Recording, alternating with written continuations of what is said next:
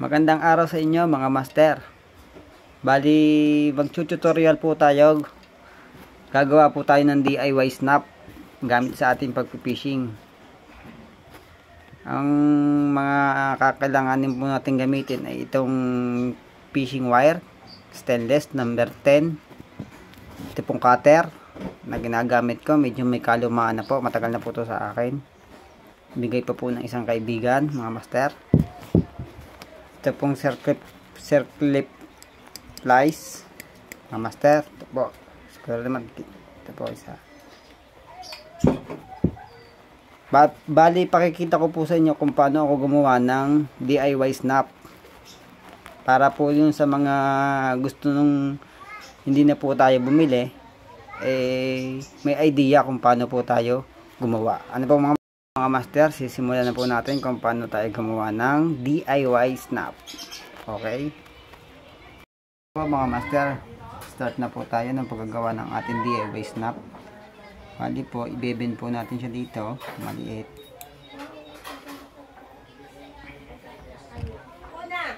Yan, nakabend po siyang ganyan. Yan, parang letter J. Tapos mga master, 1 inch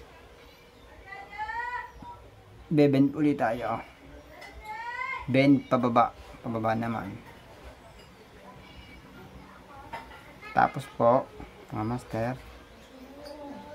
bend po tayo ulit ng ganyan. Yan. Bali, magiging ganyan po itsura niyan mga master. Yan. Okay. Tapos po mula po dito magbe-bend po tayo dito ng pa-triangle mga master. Yan po. Tapos pag nakabend tayo ng triangle, i-clip natin po doon sa kauna-unahan nating i-bend para sa yung magiging brace. Ito po yung magiging brace niya, yung kauna-unahan nating i-bend.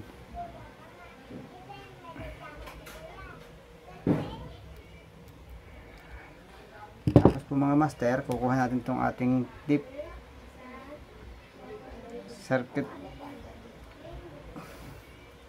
circlip plies, siya yung magbibilog. Yan mga master, ganyan po magiging itsura niyan mga master. Yan. Tapos po magbe-bend tayo ng maliit, siya yung magiging lock nya, kawit, pinakakawit.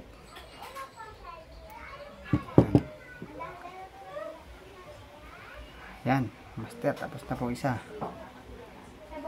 Yan po, pakikita ko sa inyo. Yan, ganun lang po, isa pa po ulit po ito. Bali, bend,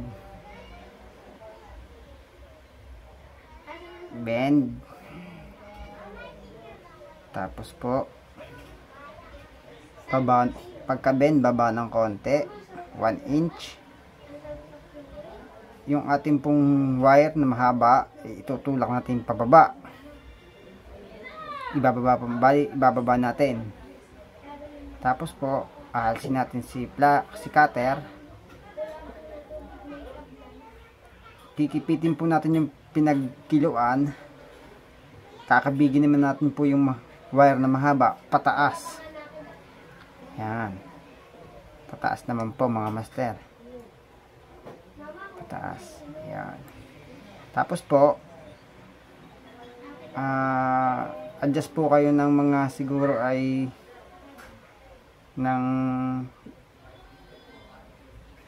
mahigit 1 inch. Ibebend nyo po ng triangle siya, magiging ganyan po itsura niya mga master. Magiging ganyan. Yan. Yan. Tapos po kukuhanin natin tong circlip plies, iipitin natin siya. Oh, bibilogin natin po. So, kuhanin din natin itong ating cutter. Magbebend tayo para dun sa lock. Yan. Puputulin na po natin siya mga master. Yan. Yan.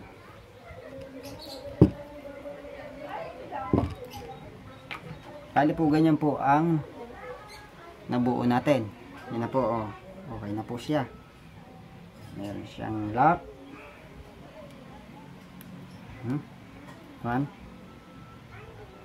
Ha?